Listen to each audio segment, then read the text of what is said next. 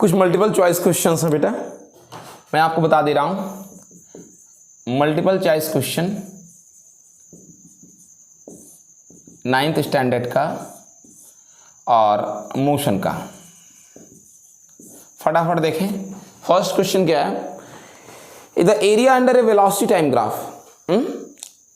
Velocity time graph में area क्या देता है? मैं आपको डिक्लेयर कर दूं बेटा कि जो एरिया होता है वो डिस्टेंस देता है एक मूविंग बॉडी के द्वारा। बहुत सिंपल सी बात है। वोल्टेज कुछ डाउन हुआ है।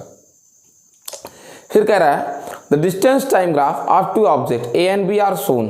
करका की स्पीड किसकी ज़्यादा है? मैं आपको दिखा रहा हूं। डिस्टेंस टाइम ग्राफ दो लोग का दिया हुआ है, ए एंड बी का, ऐसे दिया हुआ है, इतना ही। करका स्पीड किसकी ज़्यादा है? आप खुद ही देख लें। ये ज़्यादा डिस्टेंस कवर कर रहा है बेटा, किसके कंपैरिजन में? बी के कंपैरिजन में। कौन? ए का डिस्टेंस ज़्यादा है और टाइम भी कम है, और बी का डिस्टेंस भी क्या है? कम है और टाइम भी ज़्यादा है। तो जाहिर सी बात है स्पीड ज़्यादा एक ही है। और उसके बाद अगर ऐसे ना फैसला कर सके तो स्लोप से करिए। देखिए ज़्यादा स्लोप, ये इसका क्या ज़्यादा है? स्लोप ज़्यादा है, और इसका स्लोप क्या है?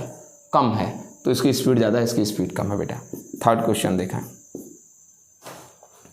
Third question, choose the correct option for the distance time graph shown along side. एक दिया हुआ है, ऐसे दिया हुआ है। करेक्ट बेटा इसके लिए करेक्ट ऑप्शन बताएं इस डिस्टेंस टाइम ग्राफ के लिए, जो आपकी आंखों के कहाँ है? सामने है। करेक्ट ऑप्शन क्वेश्चन नंबर कितना है ये बेटा? क्वेश्चन नंबर 3 है। क्या कह रखा है? आप देखें इसका स्लोप क्या हो रहा है। पहले इसका स्लोप इतना था, फिर स्लोप इतना था, फिर स्लोप इतना था, फिर स्लोप इतना था। स्लोप इसका डिक्रीज करने लगा है। ये स्लोप ये है, स्लोप का ये है स्लोप इंक्रीज करना। ये इतना, ये इतना, ये इतना, ये है स्लोप इंक्रीज करना। जब ऐसे हो तो स्लोप इंक्रीज कर रहा है, और ऐसे हो तो स्लोप क्या कर रहा है? डिक्रीज कर रहा है। स्लोप डिक्रीज कर रहा है मतलब इसकी स्पीड क्या कर रही है? डिक्रीज कर रखी है। ठीक है बेटा, स्पीड कंटिन्यूअस डिक्रीज कर रही है, स्पीड कंटिन्यूअस डिक्रीज कर रही है। क्लियर हो गए आप मेरी बात को लेकर? बिल्कुल आप क्लियर हो चुके हैं, ठीक है ना। आगे देखिए, अब देखें अगला question. Most appropriate graph depicting the motion of a body moving with constant acceleration and non-zero initial। आपको मैं 4 ग्राफ दिखाऊंगा। कह रहा हूं उनमें से कौन सा ग्राफ कांस्टेंट एक्सीलरेशन और non zero initial speed zero ना हो। कौन है ऐसा? एक ग्राफ दिया हुआ ये, तो भाई तो इसका तो इनिशियलिटी, ये बात सही है कि कांस्टेंट एक्सीलरेशन है, थीटा सब जगह सेम है, स्लोप सब जगह सेम है। अगर ये वेलोसिटी टाइम ग्राफ है, थीटा सब जगह सेम है, स्लोप सेम है, तो फिर एक्सीलरेशन भी क्या है? कांस्टेंट है, नो चेंज इन एक्सीलरेशन। लेकिन इसकी स्टार्टिंग जीरो से हुई है, तो ये ग्राफ इस क्राइटेरिया को फॉलो नहीं करता। सेकंड ग्राफ दे रखा है, ये वेलोसिटी है, ये टाइम शो कर रहा है, ये सही है, करेक्ट है। कांस्टेंट एक्सीलरेशन क्यों? क्योंकि स्लोप हर पॉइंट पर थीटा ही है, स्लोप में चेंज नहीं है, तो कांस्टेंट एक्सीलरेशन। लेकिन इनिशियल कह रहा है नॉन जीरो, तो नॉन जीरो इनिशियल है ही कहाँ? देखो इतना वेलोसिटी से स्टार्ट किया बेटा, यहाँ से स्टार्ट किया होता तो जीरो होता, तो ये करेक्ट है उसके लिए। लेकिन 2 और ग्राफ है, उसको भी देख लें। ये इसमें पहली बात तो डी एक्सीलरेशन है, इसमें क्या है बेटा? डी एक्सीलरेशन है इस ग्राफ में। ओके, नॉन जीरो तो है, यहां से स्टार्टिंग हुई है, नॉन जीरो है। ये अगर वेलोसिटी है, ये टाइम है, तो है तो नॉन जीरो, लेकिन डी एक्सीलरेशन है, एक्सीलरेशन नहीं है। लास्ट ये, इनमें खास बात क्या है? इनके बारे में सोचें। इनकी तो जीरो से स्टार्टिंग है,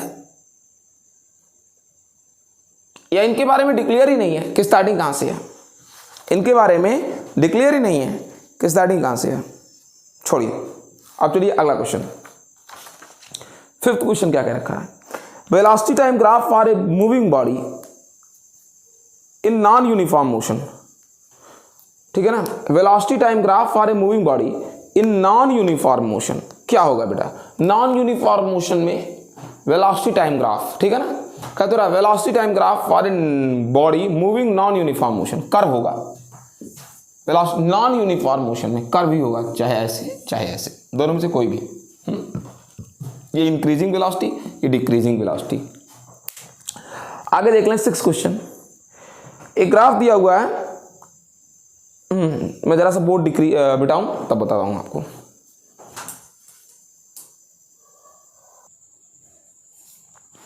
देखें 6 क्वेश्चन क्या कह रहा है इसमें। 6 क्वेश्चन कह रखा है कि speed time graph of A car is shown below. ये किसी कार का स्पीड टाइम ग्राफ है, ये 6 नंबर वाला, ध्यान से देखिएगा, मैंने सारे फिगर एक साथ बना दिए। 6 वाला स्पीड टाइम ग्राफ है। कह रखा है कि distance travel by the car in the portion where the constant acceleration. कह रखा है इसमें कोई ऐसा पोर्शन है जिसमें एक्सीलरेशन कांस्टेंट है। ये चूंकि स्लोप कांस्टेंट है, हाँ, तो एक्सीलरेशन भी कांस्टेंट है। कह रखा है इसमें डिस्टेंस कितना कवर हुआ है, बहुत आसानी से निकल जाएगा।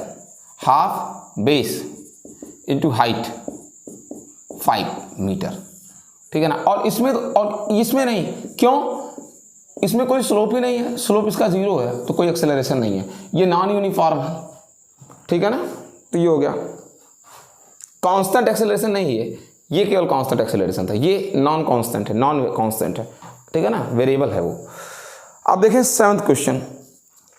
The displacement time graph of a body in motion is shown along side the acceleration. ये जो आप देख पा रहे हैं ना, एक्सीलरेशन कितना होगा, ये वाला 7वां एक्सीलरेशन बताओ इसका। ये देखो, अगर ये डिस्प्लेसमेंट है और ये टाइम है तो कांस्टेंट है इसका स्लोप कांस्टेंट।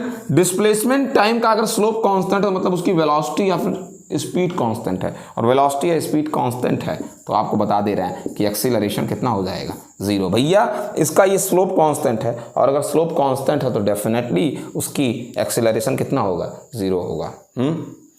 अब देखें नेक्स्ट क्वेश्चन क्या कह रहा है। नेक्स्ट क्वेश्चन क्या रखा है, ये A and B displacement time graph दिया हुआ है, 2 ऑब्जेक्ट के मोशन का डिस्प्लेसमेंट टाइम ग्राफ दिया हुआ है। आस्किंग क्या है इसमें, कह रखा है कि वेलोसिटीज का इनके, ठीक है ना, इनके वेलोसिटीज का रेशियो v अपॉन वीबी। आपको बता दूं जो वेलोसिटीज होती हैं वो एंगल्स की स्लोप का रेशियो होता है, यानी tan 60 degree upon tan 30 degree. tan 60 की वैल्यू आप जान जाएं √3 होती है, और tan 30 की वैल्यू 1/√3 होता है, ये 10th क्लास में मिलेगा। √3 ऊपर जाएगा तो जो v अपॉन वीबी आएगा, जब √3 ऊपर जाएगा तो 3/1, 3:1 आ जाएगा, 3:1 आ जाएगा। ओके, सबको दिख रहा होगा, ये सब सवाल सबको पता है। अगला क्वेश्चन 9th, करेक्ट कौन सा ग्राफ पॉसिबल है इसमें से। 9th क्वेश्चन भैया, कौन सा ग्राफ पॉसिबल है। अब देखें ये वाला ग्राफ देखें, ये नहीं पॉसिबल है। क्यों, डिस्टेंस इंक्रीज तो कर सकता है लेकिन डिस्टेंस डिक्रीज नहीं कर सकता कभी भी। एक बार 7 मीटर चले तो 7 मीटर फिर से घटकर 5 मीटर नहीं हो जाएगा ना। टाइम के साथ साथ कभी डिस्टेंस नहीं, डिस्प्लेसमेंट घट सकता है, डिस्प्लेसमेंट डिक्रीज कर सकता है, डिस्टेंस डिक्रीज नहीं कर सकता, और इसमें डिस्टेंस डिक्रीज कर गया, ये ग्राफ नहीं पॉसिबल है। ये वाला देखें, टाइम के साथ साथ स्पीड बढ़ी, फिर टाइम के साथ साथ स्पीड कांस्टेंट है, फिर टाइम के साथ साथ स्पीड घट गई, ये हो सकता है। समय आप चलाए, गाड़ी बहुत तेज चलाए, फिर गाड़ी एक ही समान स्पीड चलाए, फिर गाड़ी की स्पीड जो है कम कर दी, ये पॉसिबल है। ये नहीं पॉसिबल है। समय के साथ साथ कैसे, समय के साथ साथ आपका जो है डिस्टेंस कभी भी डिक्रीज नहीं कर सकता। देखो समय बढ़ रहा है और दूरी घट रही है। अरे यार गाड़ी चलाओगे, गाड़ी की स्पीड कम हो, मतलब आप गाड़ी चला रहे हो तो पहले 50 मीटर चलाए, फिर गाड़ी जो है चलाते चलाते 7 मीटर चली, ऐसा कैसे हो सकता है। 50 मीटर से ज़्यादा हो सकती है। हम अगर 1 घंटा गाड़ी चलाए तो मेरी जो है हमने 50 मीटर दूरी तय की, फिर और चलाए तो 12 मीटर हो गई, अरे और आगे बढ़ी 50 से, ठीक है ना। और देख लीजिए, ये हो गया 1 2 3 चौथा फिगर, ये समय बढ़ रहा है और स्पीड घट रही है। पहले समय मतलब सबसे बड़ी चीज़ है, स्पीड घट जाएगी, ये है, लेकिन समय घट जाएगा। स्पीड बढ़ी, स्पीड घटी, ये हो सकता है, लेकिन समय घट सकता है। मतलब तुम पहले 1 घंटा गए, फिर 40 मिनट वापस आ गए, पास्ट में चले गए, यहाँ टाइम घट रहा है, संभव नहीं है ये ग्राफ, इम्पॉसिबल, ये भी इम्पॉसिबल, केवल इम्पॉसिबल। 10th वाले में क्या कह रहा है, कह रखा है कि रिलेटिव वेलोसिटी जीरो है, रिलेटिव वेलोसिटी जीरो है, एक दूसरे के कंपैरिजन में कोई अंतर नहीं है। रिलेटिव वेलोसिटी जीरो होने का मतलब, रिलेटिव वेलोसिटी जीरो होने का मतलब जितनी मेरी स्पीड उतनी आपकी स्पीड, जितनी मेरी वेलोसिटी उतनी आपकी वेलोसिटी, जिस डायरेक्शन में हम चले उस डायरेक्शन में आप चलिए। रिलेटिव का मतलब तुलनात्मक, तुलनात्मक वेलोसिटी जीरो है, मतलब जिन दो चीज़ों में कंपेरिजन किया जा रहा है कोई कंपेरिजन हो ही नहीं रहा, दोनों बिल्कुल सेम दिख रही हैं, ठीक है ना। रिलेटिव वेलोसिटी का मतलब होता है कि दो चीज़ों का कंपेरिजन करिए और आपको कंपेरिजन में सब कुछ क्या मिले, इक्वल मिले। समझ सके इस चीज़ को ना, यानी क्या चीज़, जैसे मान लीजिए ए एंड बी है, अगर आप ए और बी, रिलेटिव वेलोसिटी यही है कि ए की वेलोसिटी बी के इक्वल टू 1, इक्वल एकदम एकदम क्या बेटा इक्वल, या फिर relative velocity v A minus v B, relative velocity zero, मतलब ए की वेलोसिटी बी के रिस्पेक्ट में, यही है रिलेटिव वेलोसिटी, ए की वेलोसिटी बी के रिस्पेक्ट में, यही है relative velocity, relative velocity of A with respect to B, ठीक है ना, यानी v A minus v B zero. इसका मतलब कि वी ए बराबर क्या हो गया वी बी, तभी तो जो है दोनों में कोई अंतर नहीं है, तो दोनों की वेलोसिटी सेम हो तो ये देख लीजिए, तभी हो सकता है। वेलोसिटी कैसे पता लगती है, वेलोसिटी पता लगती है किससे, स्लोप से। और देख लीजिए दोनों पैरेलल हैं, अगर पैरेलल है तो उनके थीटास भी सेम होंगे, थीटास सेम होंगे मतलब स्लोप सेम होंगे, स्लोप सेम होंगे मतलब स्पीड सेम होंगे, स्पीड सेम होंगे मतलब वेलोसिटी सेम होंगे, जैसा दिख रहा है, ठीक है ना, पैरेलल होने के कारण और एक ही डायरेक्शन में है। इसका मतलब क्या हुआ भाई, देख लीजिए पैरेलल है ना दोनों, पैरेलल अगर है तो थीटा सेम होगा, थीटा सेम होगा तो फिर स्लोप सेम होगा, और डिस्प्लेसमेंट टाइम ग्राफ में अगर स्लोप सेम है तो वेलोसिटी भी सेम होगी, वेलोसिटी सेम है तो जाहिर सी बात है रिलेटिव वेलोसिटी कितनी होगी, 0 होगी। ठीक, चलिए हो गया।